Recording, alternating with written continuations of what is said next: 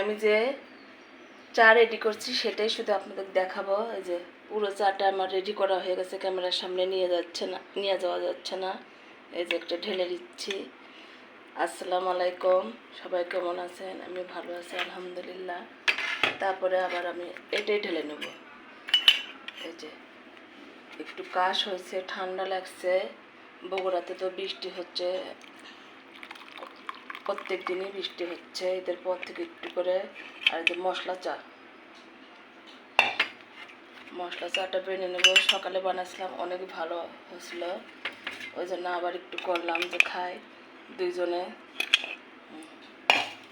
এখন এর মধ্যে আমি কী দেবো সেটা আপনাকে দেখাবো। যে আমার গাছের লেবুর, লাল চাতে যে লেবু দেওয়া হয় সবাই জানেন। এই যে একটু লেবুর পরিমাণ বেশি করে দিব।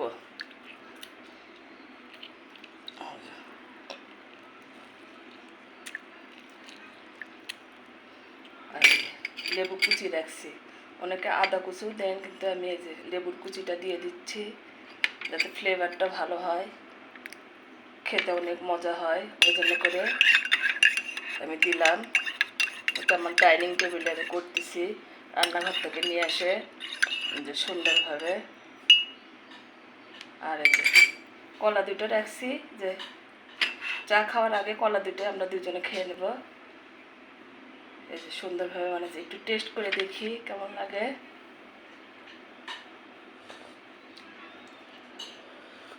হ্যাঁ, অনেক ভালো হয়েছে। সবাই ভালো থাকেন।